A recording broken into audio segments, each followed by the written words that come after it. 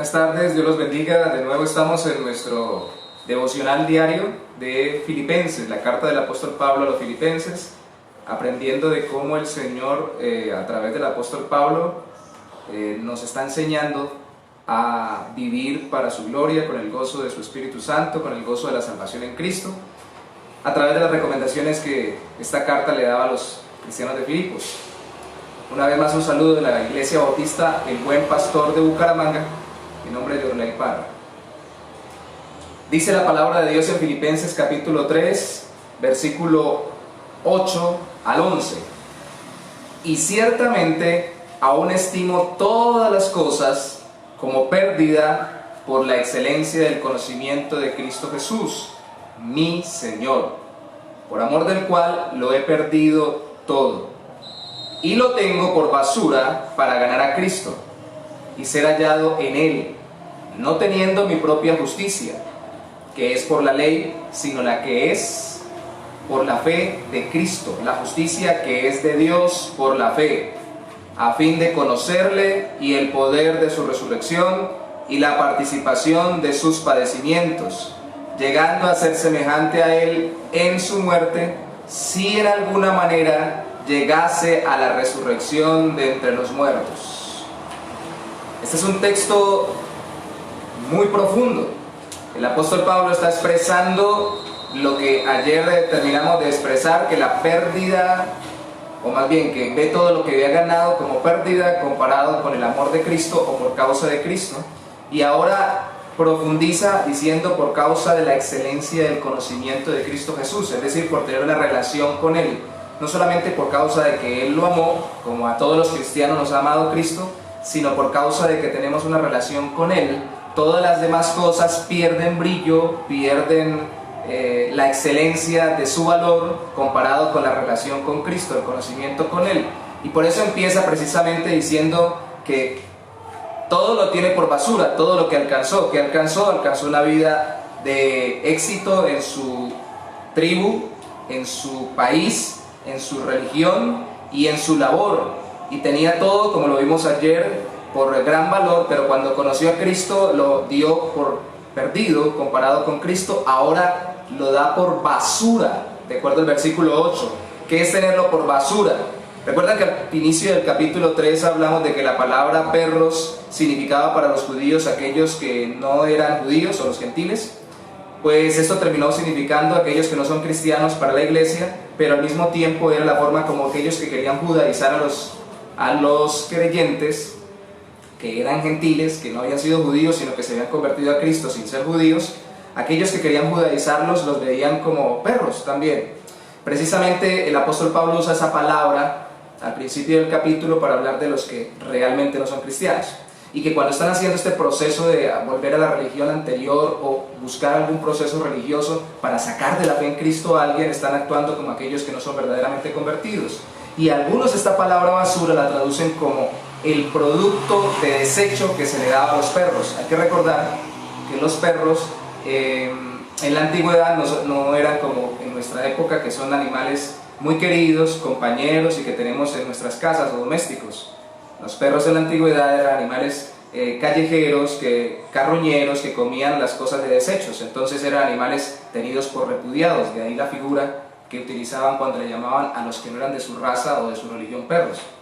Entonces esta palabra, si significa que es los desechos que se le tiraban a los perros, pues estaría el apóstol Pablo precisamente yendo en contra de ese argumento de sacarnos de la fe en Cristo por cosas que no son realmente edificantes para nuestras vidas y nos dan vida eterna. Ahora, si no es así, son desechos también del cuerpo, o los excrementos. Y entonces el apóstol Pablo nos estaría mostrando que definitivamente todas las cosas son terriblemente poco. Es más, son putrefactas o son menospreciables comparados con la relación con Cristo. Dice, para ganar a Cristo, lo que da a entender de un proceso continuo, no solamente un conocimiento pasado, un momento de una doctrina mental, en un encuentro religioso cristiano, sino una vida de comunión con el Señor, de relación, ser hallado en Él, dice el versículo 9, no teniendo mi propia justicia, ya no una relación con Dios legalista donde yo quiero alcanzar por mis propias obras la salvación en Cristo, sino por la fe de Cristo, la justicia que es de Dios por la fe, la confianza en Cristo. Y esa confianza en un inicio es cuando entregamos nuestra vida a Cristo y nos arrepentimos de pecados. Pero continúa con la oración, con la lectura bíblica, con la puesta en práctica de nuestra fe en Cristo en todas las áreas de nuestra vida y confiando en que le agradamos al Señor no por nuestras obras, sino por la obra de Cristo. Entonces, dice el versículo 10, a fin de conocerle. Todas las demás cosas, comparadas con la relación de Cristo, son pérdida. Lo mejor es conocerle, dice el versículo 10, y el poder de su resurrección y la participación de sus padecimientos, llegando a ser semejante a él en su muerte. El apóstol Pablo utiliza algo que le aconteció a él como el único de los apóstoles bíblicos, y es que él no conoció a Cristo vivo antes de morir en la cruz, sino que lo conoció resucitado. Entonces él está diciendo, todos los demás apóstoles lo conocieron vida.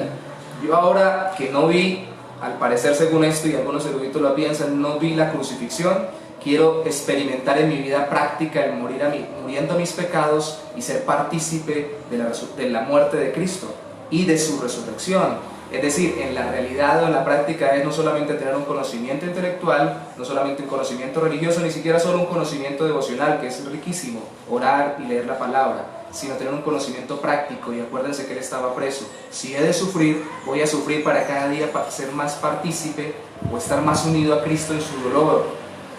El dolor de Cristo fue por redimirnos y salvarnos, pero cuando nosotros sufrimos y hacemos su voluntad y confiamos en que nos ha dado vida eterna y descansamos en que todo tiene el propósito de perfeccionarnos y hacernos más santos como Cristo, pues somos participantes en este dolor de la vida de Cristo y lo conocemos más.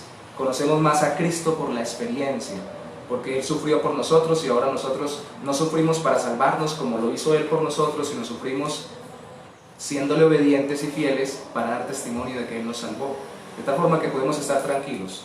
Si todo es nada comparado a Cristo, todo aquello que yo pudiera hacer lo puedo menospreciar como siendo ganancia según el mundo comparado con Cristo, pero todo aquello también que yo pudiera sufrir lo puedo menospreciar o valorar menos que la relación con Cristo. Y no hay dolor que no pueda pasar, no hay tristeza, no hay angustia que no pueda pasar, porque algún día, como dice el versículo 11, todo pasará cuando llegue a la resurrección de entre los muertos. La meta es esa, resucitar junto con Cristo.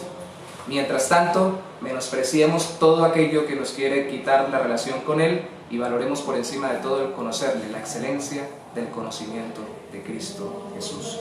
Dios los bendiga.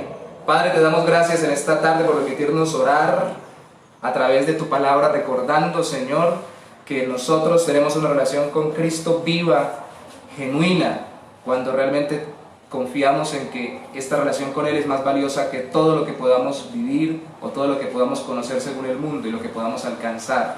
Ayúdanos pues, Señor, a tenerlo todo como el apóstol Pablo lo tenía, por basura o por desecho, comparado con la magnífica gloria de la relación con Cristo. Y ayúdanos a llevarlo a la práctica, Señor, en medio del sufrimiento, que cuando suframos y padezcamos y tengamos dificultades como Pablo, podamos decir, como Pablo, yo quiero participar en este sufrimiento como si estuviera sufriendo con Cristo, porque Cristo está conmigo, porque Cristo sufrió por mí, para resucitar también junto con Él, porque Él lo hizo y de forma efectiva me salvó para darme vida eterna. Te damos gracias, Señor, y te bendecimos en el maravilloso nombre de tu Hijo Jesucristo, nuestro Salvador. Aleluya. Amén. Dios los bendiga.